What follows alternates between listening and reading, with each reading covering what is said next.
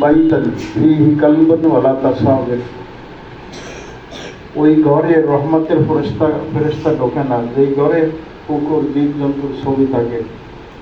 কোন ঘরে? যেই ঘরে কুকুর জীবজন্তুর ছবি থাকে। তাহলে ঘরটা পবিত্র থাকতে হবে রহমতের ফেরেশতা ঢুকতে হইলে, ঠিক না? রহমতের ফেরেশতা ঢুকতে হইলে কি ঘর পবিত্র থাকতে হবে। ওইরকম ভাবে তোমাদের অন্তরটাও একটা রহমতের স্থান, রহমতের স্থান ঘর।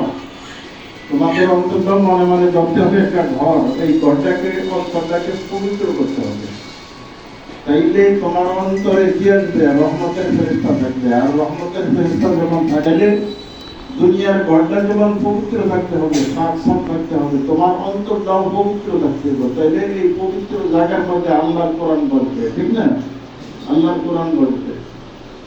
এই কোরআন পড়ার জন্য তোমার আত্মাটাকে পবিত্র রাখতে হবে, মন ধ্যান একবারে একত্রিত করিয়া পড়তে হবে, ঠিক না? আর তোমাদের ভিতরে থাকতে হবে একটা চাপলুসি। চাপলুসি কি? পড়া পারো না, তখন ওই ওস্তাদের কাছে বুদ্ধি নিতে হবে। ওস্তাদের কাছে বুদ্ধি নিতে হবে, হুজুর আমি পড়া পারি না, বুঝি না, পড়া মুখস্থ করতে পারি না, পড়া মুখস্থ হয় না। এই জন্য যে ওস্তাদের কাছে কি নিতে? পরামর্শ নিতে হবে, ঠিক না? পরামর্শ নিলে তাইলে ওস্তাদ কি করবো? তোমাকে পথ বাতলে দেবো যে এমনি পড়ো, ঠিক না? তাইলে তোমার রাস্তা খুলে দেবো, পড়ার জন্য কি খুলে দেবো? রাস্তা খুলে দেবো। না সে পড়া পারবো না, পড়া না পারলেই ওস্তাদেরকে ধরো বাইরে চলে যাবে, ঠিক না? ওস্তাদ অনেক বড়, অনেক বড় ধন, অনেক বড় মূল্য। তালিমুল মুতাআল্লিম একটা আরবি কিতাব আছে, ইমাম বুরহানুদ্দিন রাহমাতুল্লাহ আলাইহি লেখেন। ইমাম বুরহানুদ্দিন লেখেন যে ওস্তাদের কাছে ছাত্ররা বিড়ালের মতো হইতে। বিড়াল ছিল, বিড়াল, হ্যাঁ, মেও করে ডাক দেবে। ওই যে বিড়াল যখন কাছে গিয়ে খাওয়ার সময় বিরক্তি করে তখন একটু বাড়ি দেয়, নাহলে তো দূরে দেয় বসে, ঠিক না? বাড়ি না দিলে এটা খালি জ্বালায়, এটা খালি কি করে? জ্বালায়। তোমাদেরকে ওস্তাদ দুজনকে একটা বাড়ি দিয়ে দূরে রাখে, তারপরে তোমরা পড়া শেখার জন্য, পড়া শেখার উদ্দেশ্যে ওস্তাদের কাছে বিড়ালের মতো ঘুরতে হইব, বিড়ালের মতো ঘুরতে হইব। এটার একটা চাপলুসি, মানে বারবার আসে ওস্তাদের বিরক্ত করা। তাহলে দেখবা জেহেন খুলে যাবে, ঠিক আছে? আর ওস্তাদ দেখবো যে বারবার ছেলেটা আমার কাছে আসে, তাহলে ওস্তাদেরও একটা অন্তরের দোয়া আসবে। ওস্তাদের কি আসবে? অন্তরের দোয়া আসবে যে না ছেলে তো পড়ার জন্য বাধ্যতা, পড়ার জন্য চেষ্টা করতেছে, পারতেছে না। ওস্তাদ যখন দোয়া দিয়ে দেব ইনশাআল্লাহ পড়া পারবে, ঠিক না?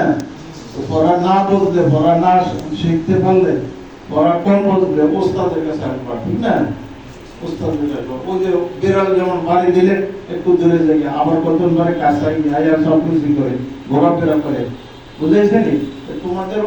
তোমাদেরও এই অভ্যাস আদত এরকম হইতে হবে, বিড়ালের মতো হইতে হবে, ঠিক না? তাইলে পড়া পারবা দেখবা। আর ইমাম বুরহানুদ্দিন রাহমাতুল্লাহ আলাইহি বলেন ওস্তাদ হলো উত্তম, বাপের চাইতে ওস্তাদ কি উত্তম। কি জন্য উত্তম? দ্বীনের খাতিরে উত্তম। তো আমরা সবাই ছিলাম কোথায়? আলমে আরওয়াতে। কোথায় ছিলাম? আলমে আরওয়া, উত্তম জায়গায় ছিলাম, একেবারে শ্রেষ্ঠ জায়গায় ছিলাম, ভালো জায়গার মধ্যে ছিলাম। কিন্তু পরে আমার মা এবং বাবা আমাদেরকে ওই উত্তম জায়গা থেকে অদমের নিচের জায়গা দিকে আনছে, অদম জায়গা দিকে আনছে, ঠিক না? খারাপ জায়গার দিকে রয়েছে। কে আনছে? মা আর বাবা আনছে, একটা উসিলা করিয়া। মা বাবারে বিবাহ করছে, সেখানে সিস্টেম করে আমরা ওই উত্তম জায়গা থেকে অদম জায়গায় আইছি, নিচের জায়গায় আইছি, অদম জায়গায় আইছি, নিকৃষ্ট জায়গায় আইছি। দুনিয়াটা নিকৃষ্ট জায়গা, ঠিক না? তো মা কি, মার বাবা কি করছে? আমাকে উত্তম জায়গার থেকে, শ্রেষ্ঠ জায়গার থেকে, আলমে আরওয়াতে ছিলাম, সেখান থেকে আমাকে অদম জায়গার ভিতরে আছে, নিকৃষ্ট জায়গার ভিতরে আছে। তারপরে ওস্তাদ তোমাদেরকে আবার শিক্ষা করাইয়া, শিক্ষা দিয়া, দ্বীনি পরিবেশে রাখিয়া, তোমাদেরকে অনেক শ্রম দিয়া ওস্তাদ আবার তোমাদেরকে উত্তম জায়গার দিকে দিচ্ছে, ঠিক না? আমার ওস্তাদ কি নিতেছে? উত্তম জায়গা থেকে নিতেছে। তো এজন্য যে মা বাবা উত্তম জায়গা থেকে অদম জায়গা থেকে আনছে, আর ওস্তাদ তোমাদেরকে এই অদম জায়গা থেকে উচ্চ জায়গা থেকে নিতেছে, ঠিক না? এটা কি এই জন্য ইমাম বুরহানুদ্দিন রহমতুল্লাহ আলাইহি বলেন এই জন্য ওস্তাদ কি উত্তম, ওস্তাদ মা বাবার সাথে দিনের খাতিরে কি উত্তম। যেমন একটা হাদিসে আছে ইকরা ওয়াত্তাকি, ইকরা ওয়াত্তাকি,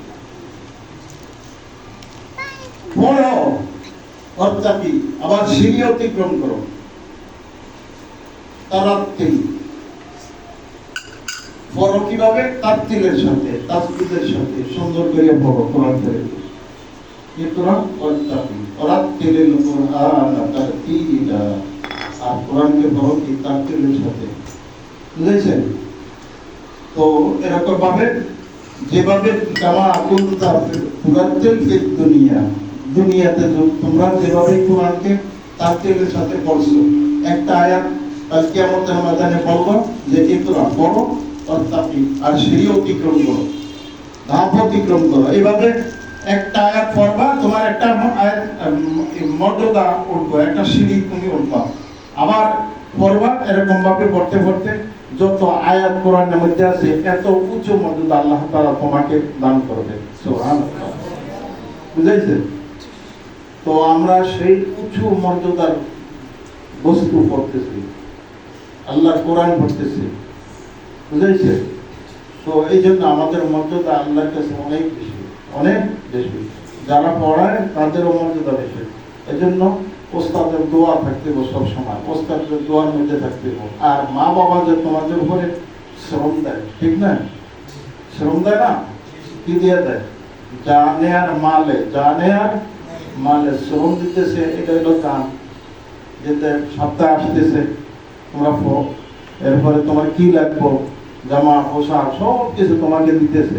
এরা বাড়িতে কষ্ট করতেছে কিন্তু তোমাদেরকে সব দিতেছে, তোমাদেরকে সব দিতেছে। এটা হলো জান মাল, আর জান দিতেছে সেটা কি শ্রম দিতেছে, শ্রম দিতেছে, এটা হলো কি জান।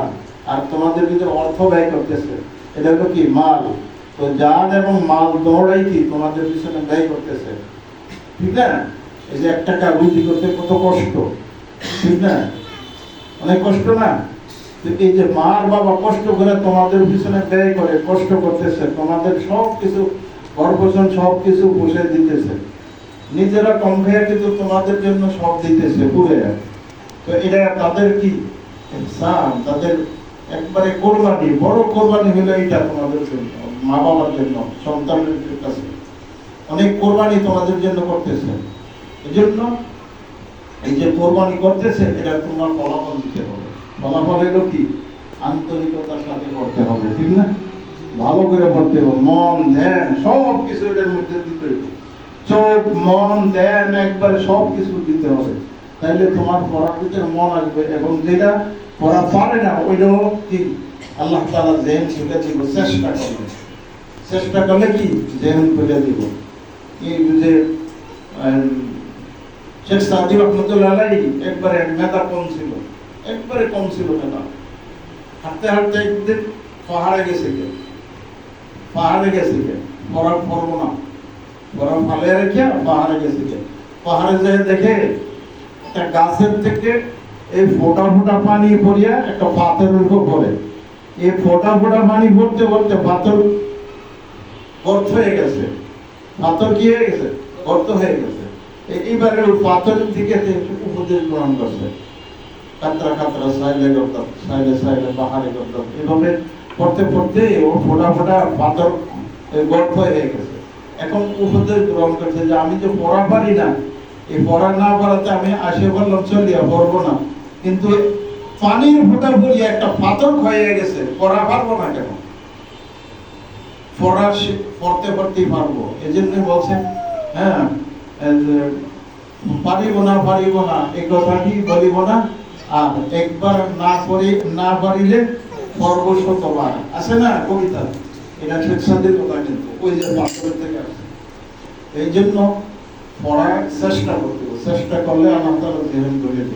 আর তোমার মা বাবা যে তোমার উপরে কোরবানি দিতেছে, যা নেয় মালিক, এটা যা যা আসবে কখন, যখন তুমি ভালো করিয়া অল্প সময়ের ভিতরে কোরআন শিখে ফেলতে পারো, ঠিক না? এরপরে কোরআন পড়ার পরে তুমি কোরআন হাদিস পড়বা, কিতাবখানায় পড়বা, তখন সেটা হলো বাপ মার জন্য আরো বড় খুশি যে আমার ছেলেটা হাফেজ হইলো, হাফেজ হওয়ার পরে আবার কোরআন কিতাবখানায় ভর্তি হয়েছে, কিতাব পড়তেছে। তোমরা তাফসীর কোরআন হাদিস পড়বা, বুখারী পড়বা, তিরমিজি পড়বা, তখন যে তোমার মায়ের ভিতরে বাবার ভিতরে আরো একটা আন্তরিকতা আসবে, জজ্বা আসবে। আল্লাহ তাআলা তোমাদের কোরবানির কারণে, তাদের কোরবানির কারণে আল্লাহ তাআলা তোমাদের ভিতরে যে কোরআন পড়ার যোগ্যতা দান করছে, কোরআন হাদিস পড়ার যোগ্যতা দান করছে, তখন মা বাবা আনন্দে উৎফুল্ল থাকবে। আল্লাহ তাআলা যেন তোমাদেরকে সেই উঁচু মাকামের হাফেজ হক্কানি আলেম হওয়ার তৌফিক দান করে। এই জন্য আল্লাহর কাছে সবসময় দোয়া করবা, আর মন দেব লাগিয়ে পড়তে থাকবা, মোবাইল থেকে দূরে থাকবা, ঠিক না? আল্লাহ তাআলা তোমাদেরকে কবুল করুক এবং আসাদারদেরকে আমাদেরকে কবুল করুক। বড়দের অসুস্থ, আল্লাহ যেন তাকেও কবুল করুক। আমাদের মা বাবা দুজন মারা গেছে, আল্লাহ যেন তাদেরকেও জান্নাত দান করেন। এবং যারা এই মাদ্রাসা অনেক কষ্ট শ্রম দিয়ে পরিচালনায় আছে, আল্লাহ যেন তাদেরকে কবুল করে এবং তোমাদের যেখান যেন আল্লাহ তাআলা বৃদ্ধি করে দেয়। এক একজন ছাত্রকে এক একটা এলাকার জন্য আল্লাহ তাআলা দিনের সেরা হিসাবে কবুল করে নেন। আল্লাহ তাআলা তৌফিক দান করুন। আমিন।